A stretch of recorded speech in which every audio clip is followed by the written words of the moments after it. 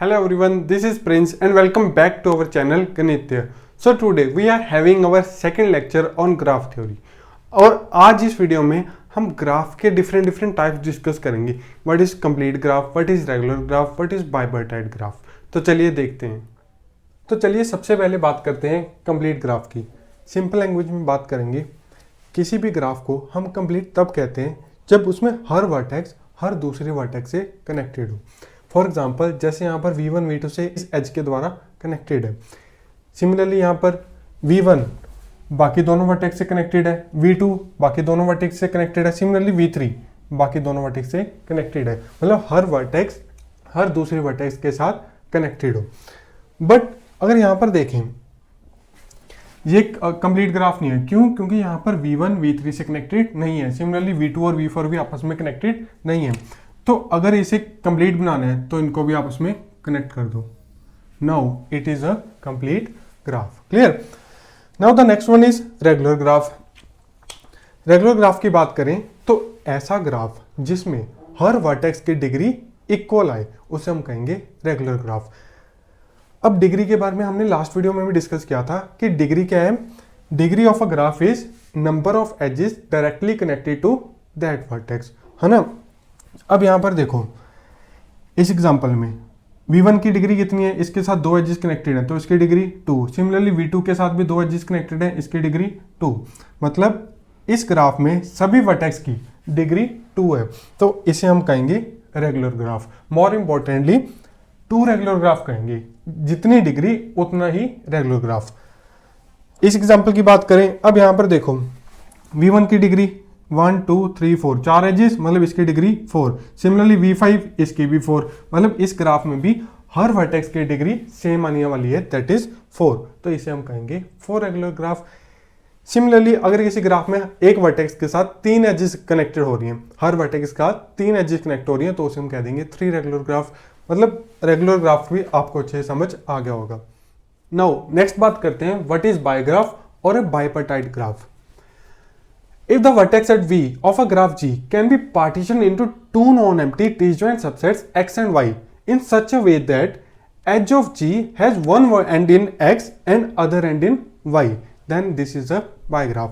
वो कहना चाहता है कि मान लो अगर हमारे पास कोई ग्राफ गिवन है तो उसे हम दो पार्ट्स में डिवाइड करें X and Y such that अगर किसी एज को पिक करें उसका एक एंड एक सेट में आए, दूसरा एंड दूसरे सेट में आए.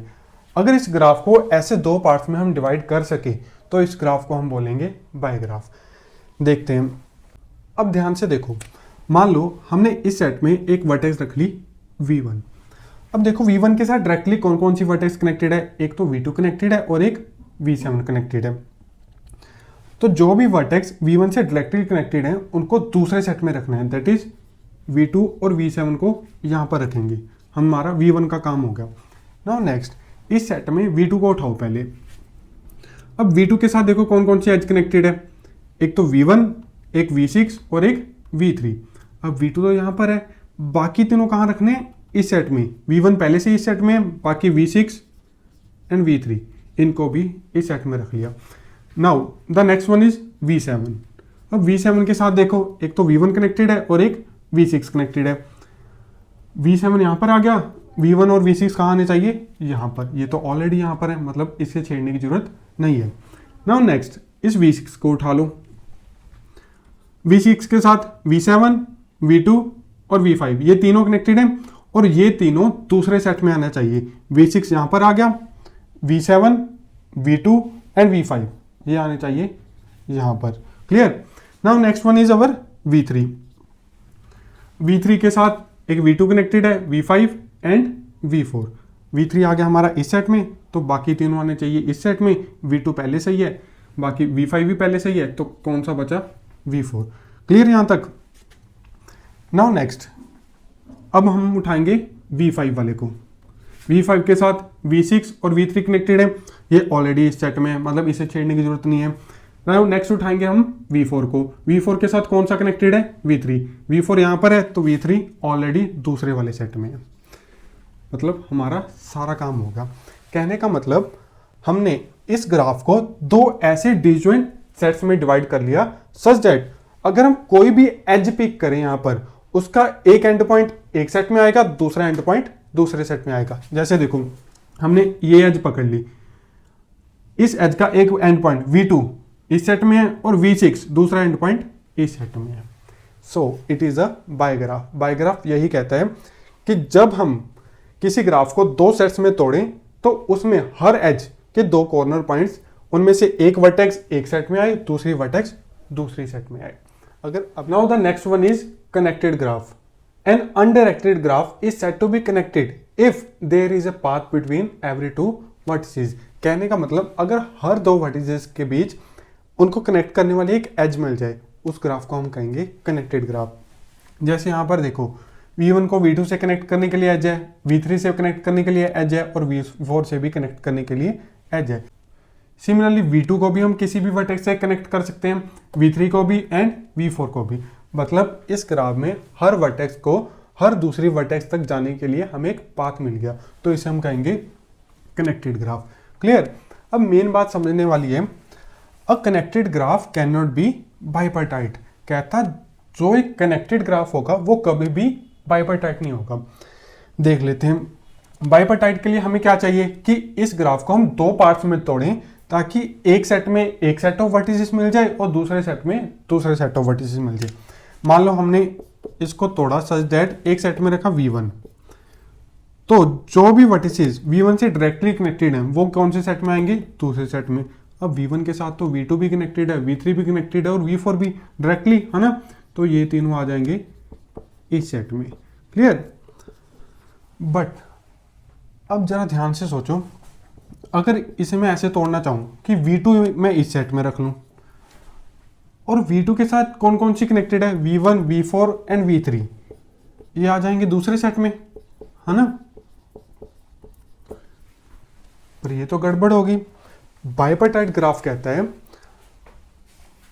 हम ऐसा काम नहीं कर सकते। अगर दो सेट्स में हमने तोड़ा तो एक सेट में अगर V1, V6, V3 आ रहे हैं तो हर बार हम चाहे किसी भी पॉइंट से ग्राफ को तोड़ना स्टार्ट करें, हर बार एक सेट में हमें यही 3 पॉइंट्स मिलेंगे और दूसरे सेट में यही वाले 4 पॉइंट्स मिलेंगे। बट यहां पर तो ऐसा नहीं है, एक सेट में V1 मिला और दूसरे में ये 3 मिले, दूसरे सेट में V2 मिला और दूसरे में ये 3 इकट्ठे हो गए। ये काम गलत है। समझ आया ना? अगर मैं यहां पर इसको V2 से भी स्टार्ट करता तो भी मुझे इस सेट में यही वाले 4 एलिमेंट्स मिलने थे और दूसरे सेट में यही वाले 3 एलिमेंट्स मिलने थे। बट यहाँ पर गड़बड़ होगी। अगर V1 से स्टार्ट किया तो इस सेट में ये 3 एलिमेंट्स इकट्ठे हो गए, V2 से स्टार्ट किया तो इस सेट में ये 3 एलिमेंट्स इकट्ठे हो गए। This is wrong. So connected graph can not be bipartite. Now next बात करते हैं कंप्लीट बाइपार्टाइट ग्राफ। यहाँ पर देखो, सबसे पहले तो चेक करते हैं क्या ये बाइपार्टाइट है, उसके बाद बात करेंगे कंप्लीट की।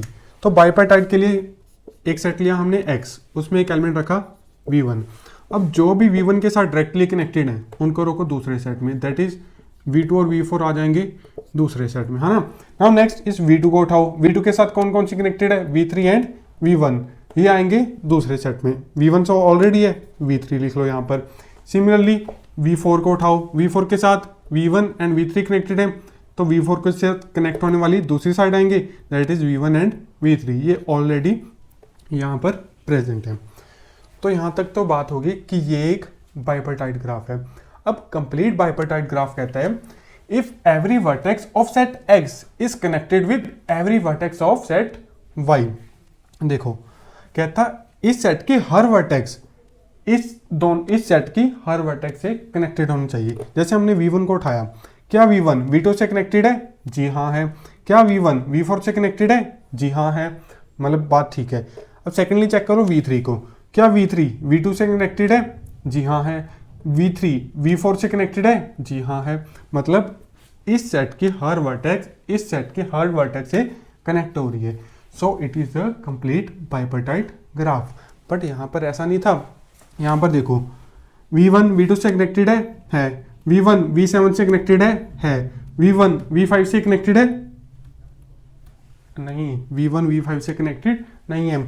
अगर इस सेट की एक भी वर्टेक्स इस सेट की एक भी वर्टेक्स के साथ कनेक्टेड ना हो तो उसे हम कंप्लीट नहीं कहेंगे।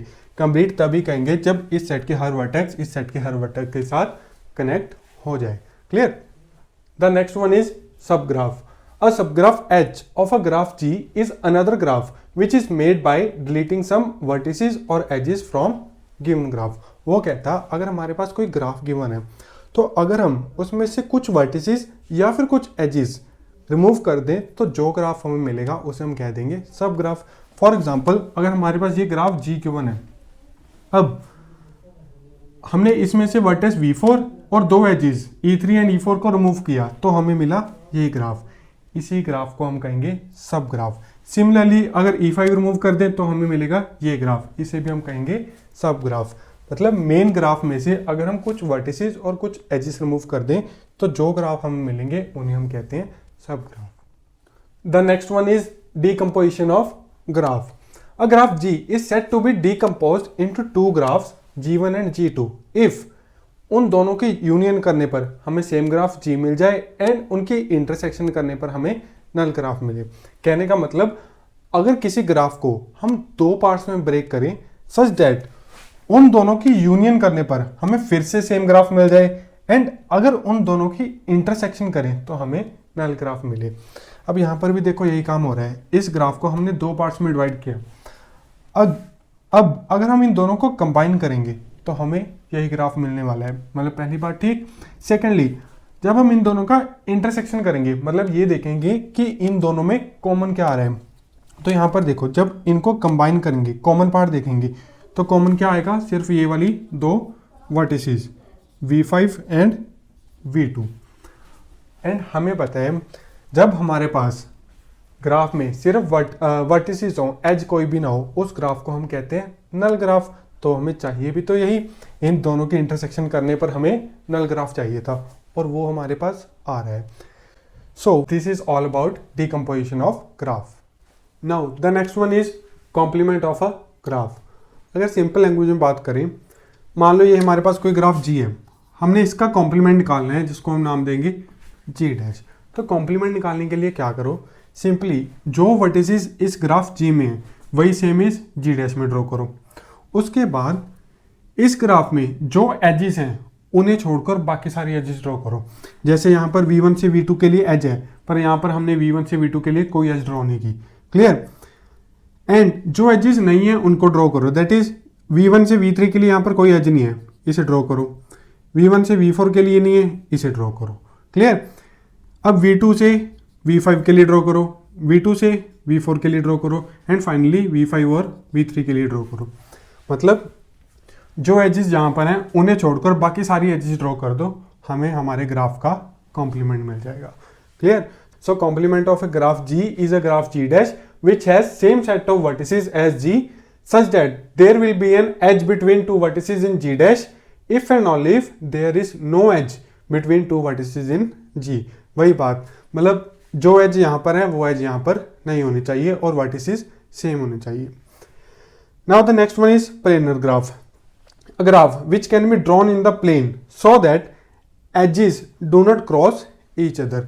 मतलब अगर हमारे पास कोई ग्राफ है हम उसे इस तरह ड्रॉ कर सकें कि उनकी एजेस आपस में क्रॉस ना करें, तब हम उस ग्राफ को बोलेंगे प्लेनर ग्राफ. अब यहाँ पर देखो एजेस आपस में क्रॉस कर रही हैं. अभी हम कह नहीं सकते कि ये प्लेनर होगा कि नहीं, बट अगर हम कुछ ऐसा ग्राफ ड्रॉ कर दें इसी का ही कि एजेस आपस में क्रॉस ना करें, उसे हम बोलेंगे प्लेनर ग्राफ. फॉर एग्जाम्पल अगर यहाँ पर हम इसे ड्रॉ करें V1, V2, V3, V4, एक एज यहाँ पर ड्रॉ कर ली. अब क्या करो, जो ये दूसरी एज है इसे ऐसे ड्रॉ कर लो. मतलब यहाँ पर अब ये एजेस आपस में क्रॉस नहीं कर रही. सो this is our simply the planar representation of graph. This इसे कहते हैं प्लेनर ग्राफ. नेक्स्ट एक दो क्वेश्चंस ट्राई करते हैं. The first one is draw a planar representation of graph. इन दोनों ग्राफ की प्लेनर रिप्रेजेंटेशन ड्रॉ करने के लिए बोल रहे हैं. देखते हैं. सबसे पहले क्या करो, वर्टिसेस सेम रखनी है ना. हमने वर्टिसेस को रखो सेम, आउटसाइड एजेस को मिला दो क्योंकि हमने सिर्फ वही एजेस देखनी है जो एक दूसरे को क्रॉस कर रही हैं, वो क्रॉस नहीं करनी चाहिए. बस ये आउटसाइड वर्टिसेस ड्रॉ होगी हमारी. अब क्या करो, ऐसी एजेस ड्रॉ करो जो एक दूसरे को क्रॉस ना करो. जैसे इसको कर लो, इसको कर लो और इसको कर लो. क्लियर यहाँ तक.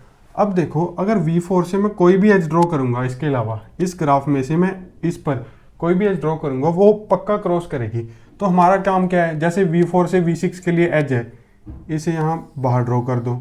सिमिलरली V6 से V2 के लिए इसे भी बाहर ड्रॉ कर दो। एंड लास्टली V2 से V4 के लिए इसे भी बाहर ड्रॉ कर लो। So this is our planar representation of this graph. Clear. Now ये नेक्स्ट क्वेश्चन ये आपके लिए छोड़ता हूँ, कमेंट बॉक्स में रिप्लाई जरूर करना कि ये प्लेनर बनेगा या नहीं, चेक करना। Clear. Now the next one is which of the following is regular graph. हम इन तीनों में से ही चेक करते हैं कि कौन सा रेगुलर ग्राफ है। अब रेगुलर ग्राफ हमने देखा था कि रेगुलर ग्राफ में हर वर्टेक्स की डिग्री सेम होनी चाहिए तो वो रेगुलर ग्राफ होता है। अब यहाँ पर देखो इसकी डिग्री 2, इसकी 3, इसकी 2, इसकी 3, मतलब हर वर्टेक्स की डिग्री सेम नहीं आ रही, so it is not a regular graph. यहाँ देखो इसकी डिग्री 1 2 3 4 4, इसकी भी 4, 4 4 4 4, मतलब हर वर्टेक्स की डिग्री 4 आ रही है, so it is a regular graph.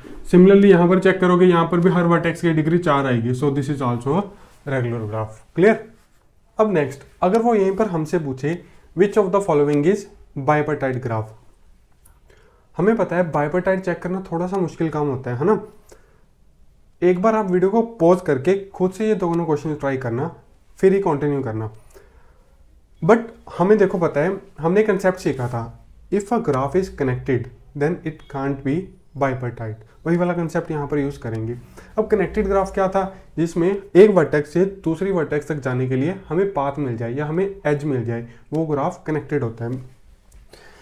अब अगर इन दोनों ग्राफ्स को ध्यान से देखें, हम किसी भी वर्टेक्स से किसी भी वर्टेक्स तक जाएं हमें एक पाथ मिल रहा है। जैसे मान लो V6 से V3 पर जाना है तो हमें ये पाथ मिल गया, V6 से V4 पर जाना है ये पाथ मिल गया, मतलब हर वर्टेक्स से हर दूसरी वर्टेक्स तक जाने के लिए हमें एज मिल रही है। It means this is a connected graph. Similarly in this graph, ये दोनों ग्राफ कौन से हैं, कनेक्टेड ग्राफ। और हमें पता है अगर ग्राफ कनेक्टेड है तो वो बाइपर्टाइट कभी भी नहीं हो सकता।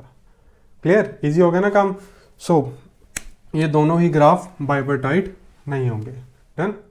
आई होप आज का लेक्चर आपको अच्छे समझ आ गया होगा। तो वीडियो को लाइक और चैनल को सब्सक्राइब करना मत भूलना। Thanks for watching.